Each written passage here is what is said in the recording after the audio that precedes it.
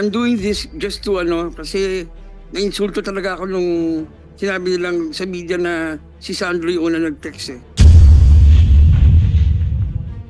Kaya sa sa yes soon, ikakas kita, nagdidirect ako now. Sabi ni Jojo. Wow sir, looking forward to that too. Oh, tapos sumagot ulit si Jojo. Gusto mo ba? We have some alcohol here in the room. We can order some more. Saan po kayo, sir? Sabi ni Sandro. Belmont Hotel, katabi lang ng Marriott's. Sabi ni Sandro, sino-sino po kayo, sir? Ha, ha, ha, ha. Just me. Sumagot si Jojo. Just me. And then, matagal na yun, hindi nag-reply si Sandro. Siyempre, yung bata, nakita niyang siya na mag-isa, hindi niya sumagot. Takot, di ba? Siyempre, kahit sinong artista na baguhan, given a chance na makasama mo yung drama peaks, you will take the chance. Dahil pagkakataon mo yun, i-market yung sarili mo eh. Makasama sila, makaparty mo. Di ba?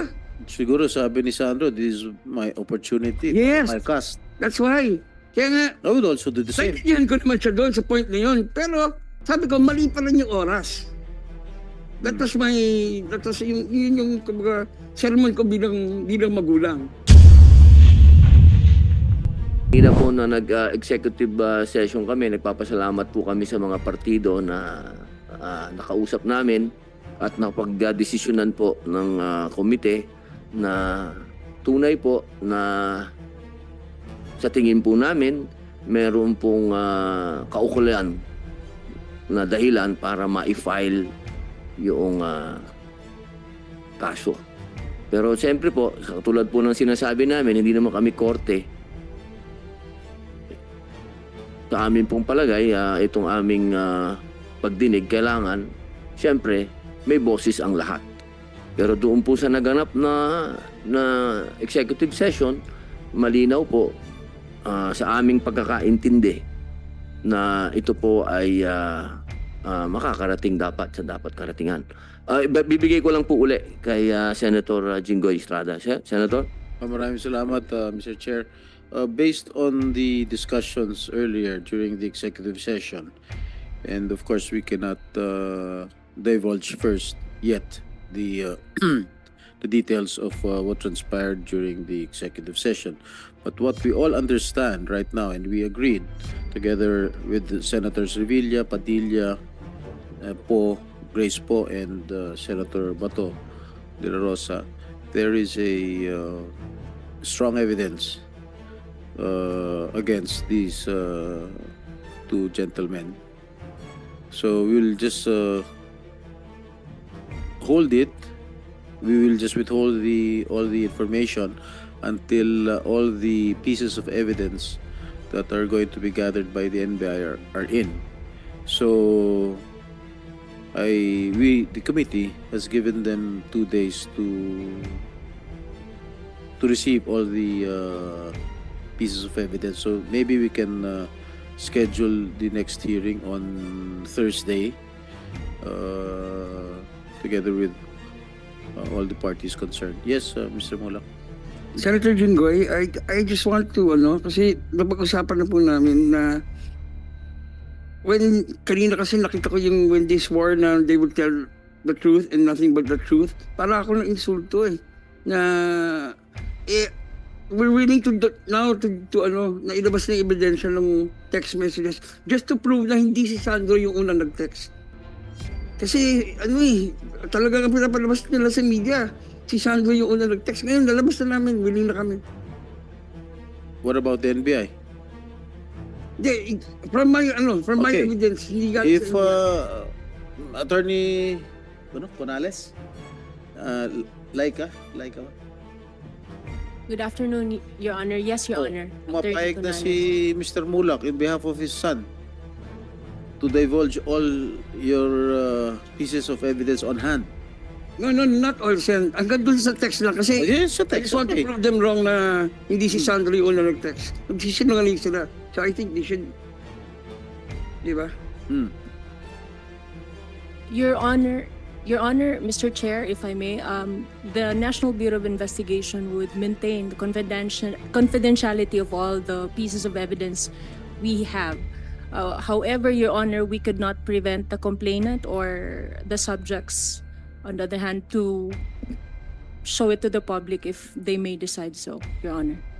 So are you willing to divulge the text messages? Insofar as we are concerned, Your Honor, we are bound by the Department Circular Number 48, Series of 1993. But this is in aid of legislation. This it don't bar anything. In aid of legislation overrides sensitive matters in any case in another forum. With all due respect, Your Honor, the NBI would like to maintain confidentiality of all evidence, Your Honor. However, should the complainant or the subjects, Your Honor, decide so to show it to the public, Your Honor, the NBI could not stop them so, Your Honor. Okay.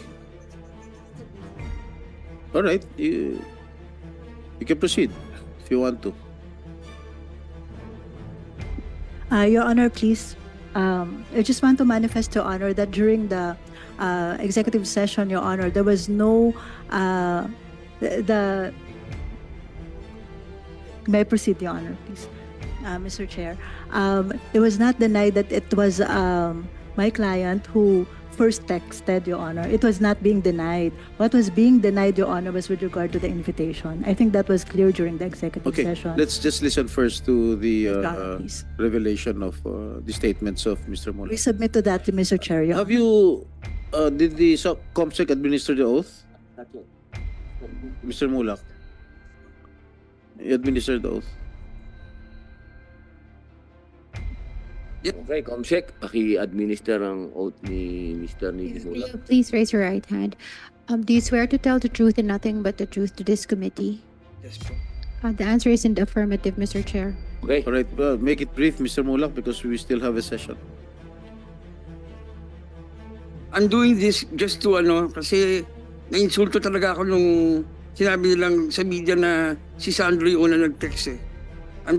That's why I'm doing this for my son. And for all the others na dumaan sa ganito sitwasyon na walang kakayahang lumaban. This was the first text. At 3:59 a.m. Hi Sandro, saw you kanina. Didn't get to say hi. Nakauwi ka na? That was from That is Jojo. 3:59 a.m.? Yes po. What day? And then sumagot si Sa anong Sandro. araw yun? Ay, 20 po yung August? July. 20 po yung gala. So this is 21 ng 21 na. araw. Opo. Okay.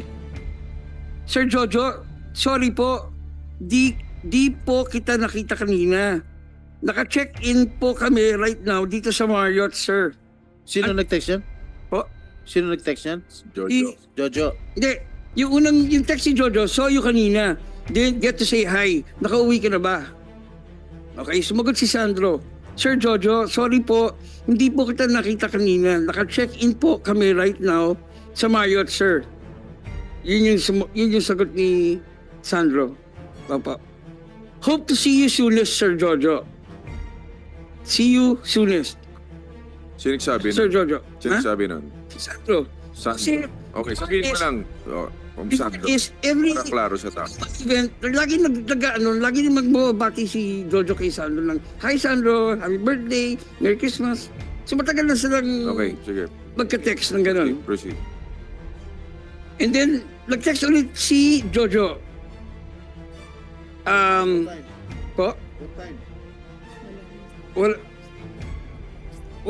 Basta magkakasunod to na text. Sige. Okay. Enjoy. Still partying. Sino kasama mo? Text si Jojo. Text si Jojo. Kumakain lang po right now. Kasama ko po friends ko. Sila Miss Nate and Elijah Alejo. Si Sandro yan. Si Sandro yung nag-text. So sabi ni Jojo, be safe. Okay? Tapos sumagot ulit si si Sandro ng thank you Sir Jojo. Hope to work with you.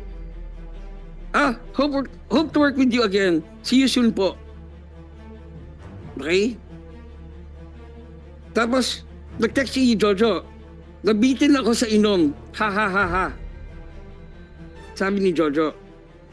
Tapos sumagot si Sandro ng, ako nga din po eh. Tapos sumagot ulit si Jojo. Yes, soon, cast kita. Yung reply niya was dun sa text ni Sandro na, thank you Sir Jojo, hope to work with you. See you soon po. So, siguro, misa kasi may mga messages na papasok late na eh. So, ito yung sagot naman ni, nauna yung nabitin ako sa inom, kesa rin sa, yes soon, ikakas kita, nagdidirect ako now. Sabi ni Jojo. Wow, sir, looking forward to that too. Oh, tapos sumagot ulit si Jojo. Gusto mo ba? We have some alcohol here in the room. We can order some more. Saan po kayo, sir? Sabi ni Sandro. Belmont Hotel. Katabi lang ng Marriott's.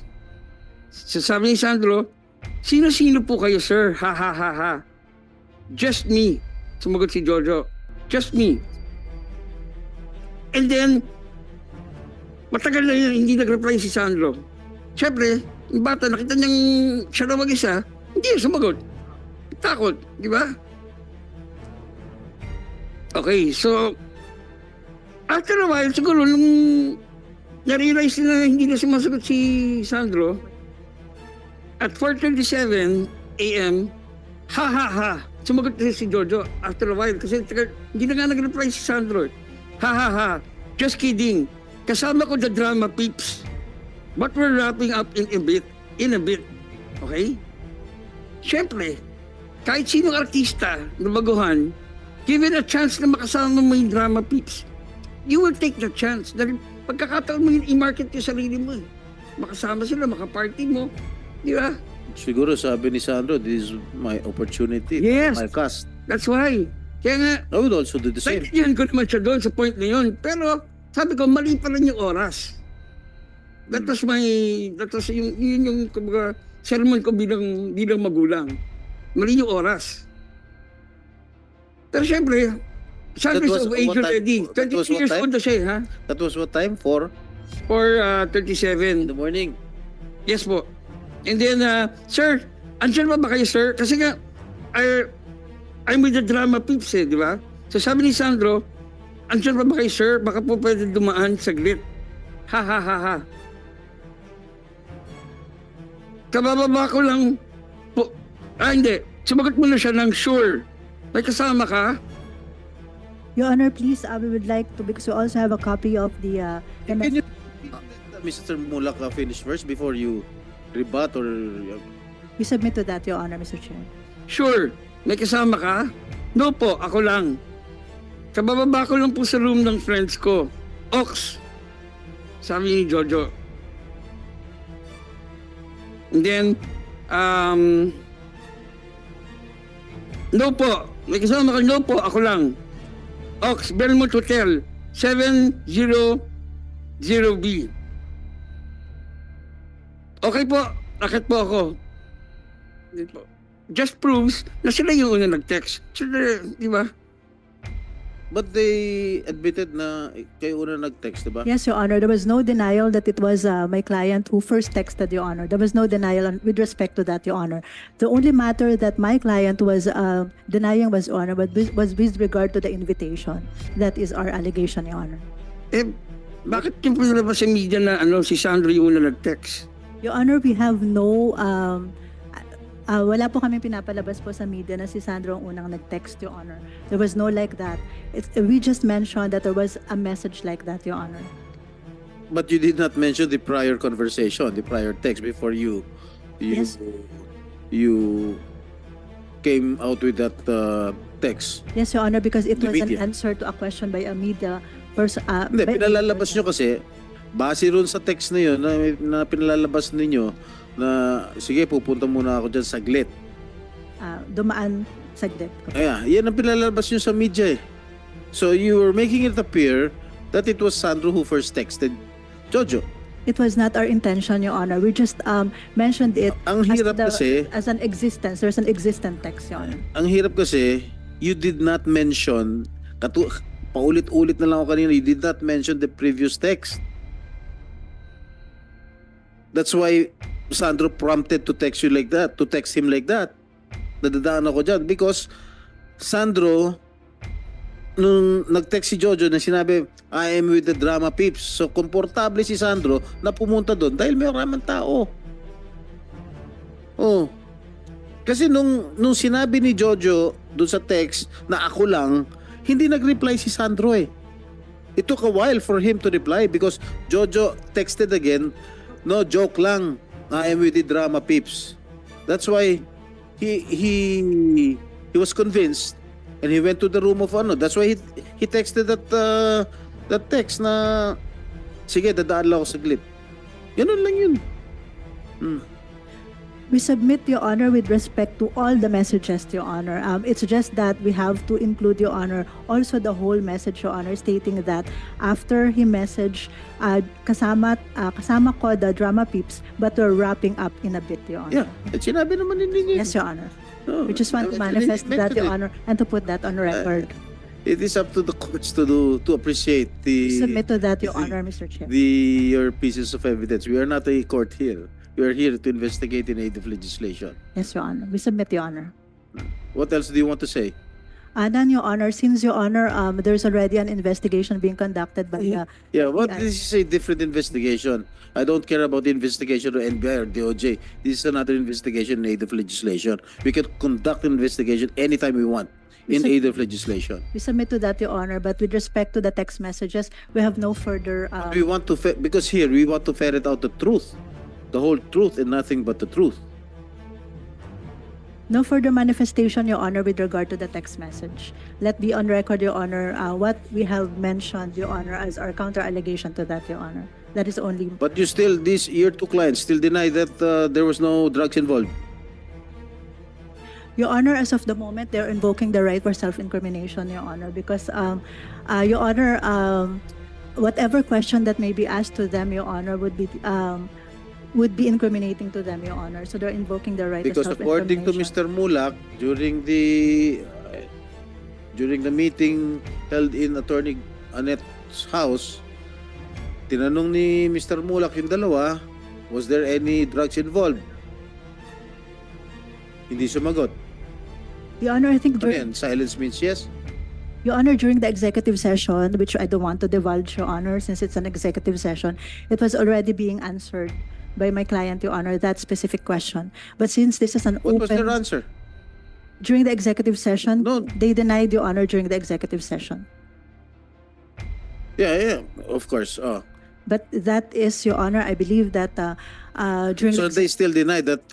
Now I'm asking you, yes, Your Honor. walang drugs involved or Yes, Your Honor, they're denying that. bakit ang tagal nila sumagot nung tinanong ni Mr. Mulak sa bahay ni Attorney Annette? 3 times daw. As per my client, Your Honor, they're denying that matagal po silang sumagot. So at any rate, Your Honor, it's an allegation versus counter allegation, Your Honor. Okay, you let your client answer. You're only Submit, there Your to Honor. give legal advice. Your Honor, nung tinanong niya po kami point blank, hindi po kami, wala po kaming hesitation. Sinabi lang po namin na no. Ba't nagtagal ka Wala bago po kaming sumagot? masamang ginawa sa anak At mo. yung lawyer mo sinabi, they invoke the right to self-incrimination. Yes, Yan naman kasi lagi yan ang gasgas na linya pag nabubuking.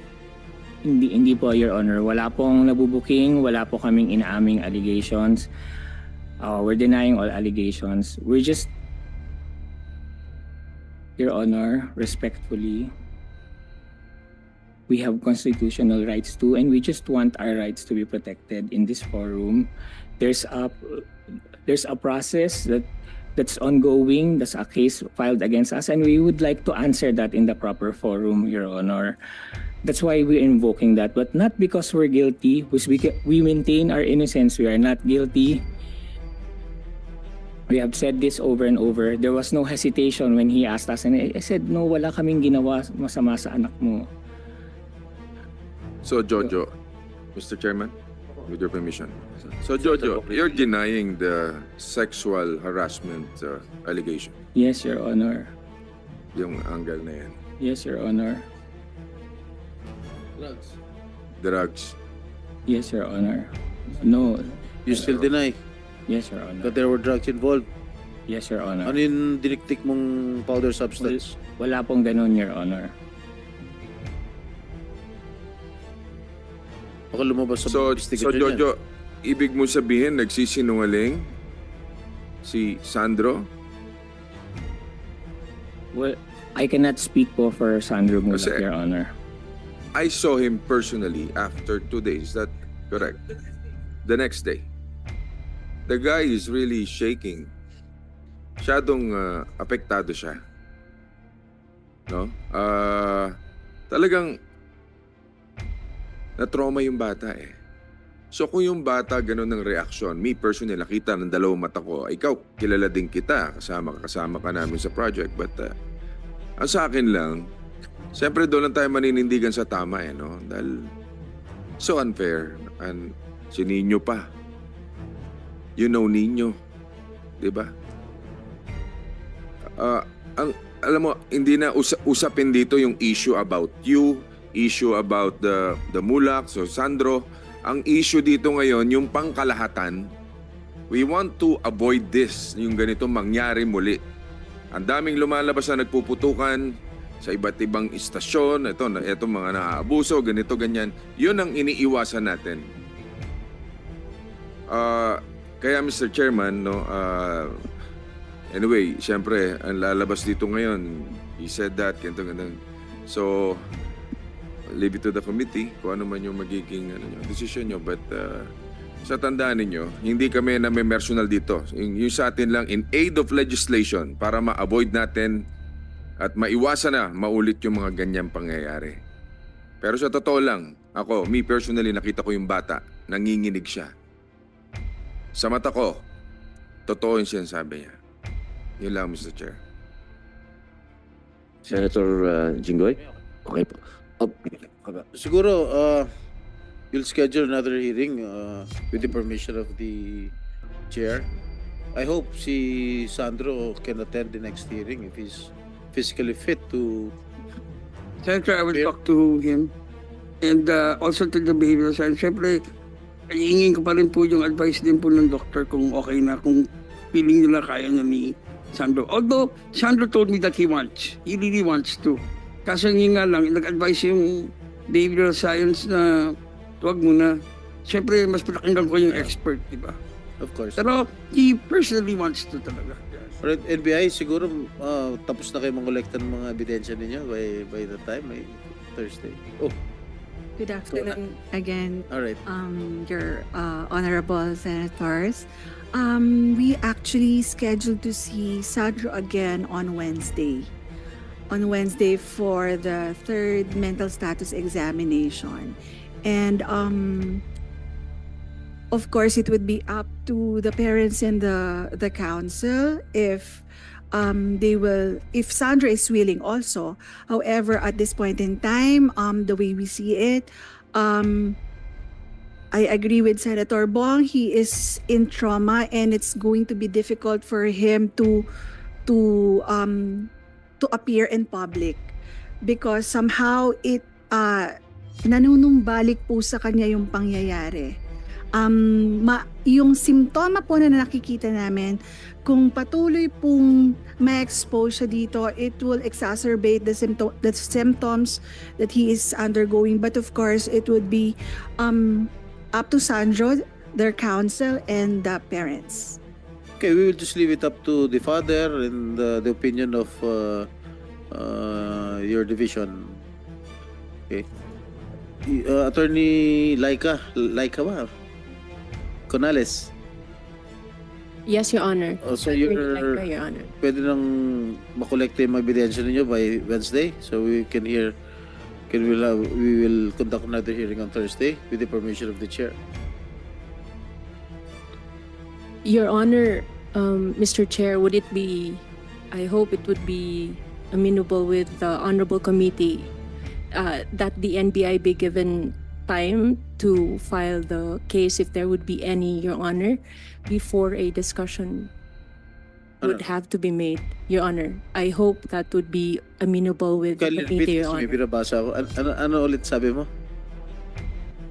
Kung maaari po kaya, Your Honor, na mabigyan ng pagkakataon ng NBI na mag-file ng kung meron mang kaso bago po sana natin i-discuss sa publiko, Your Honor. However, Your Honor, the NBI would be willing to provide to you the report for purposes of the Senate Committee's appreciation, Your Honor. The only plea of the National Bureau of Investigation is that before any case would be filed or the investigation be terminated, that the same would not be disclosed to the public, Your Honor. When are you going to file?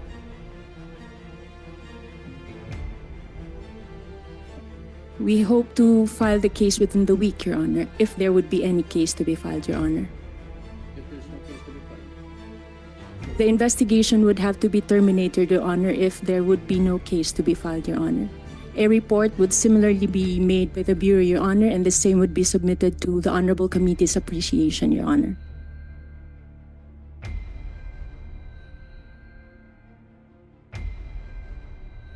Basta sabi ni Sandro, when you testified earlier, na ayaw nila makita yung dalawa. Yan talaga yung inaalala ni Sandro. Ayaw niya kasi makita ng personally yung dalawa. Yeah, alright. Pwede Which, siya lahat naman po yata ng ganong klaseng kaso, ganun talaga yung naging effect. Alright, pwede ba siya virtual?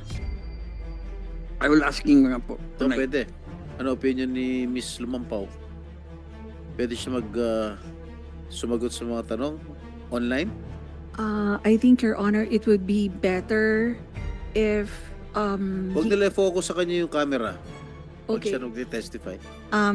If he will just appear in a close executive session with you than virtual. So that mas maganda po kasi yung nakikita nyo talaga yung behavioral observation upfront. But of course, it will be up to the parent and their counsel. And of course, because Sandra is already of age, he can decide po. Mhm. Where's the mother of Sandro? Yes, sir. Where's the mother of Sandro? Sa States po. Okay. So binigyan ng nanay yung consent. Opo, since he was 8 years old, ako lang nagpalaki kay Sandro. Okay. So, kailan ba?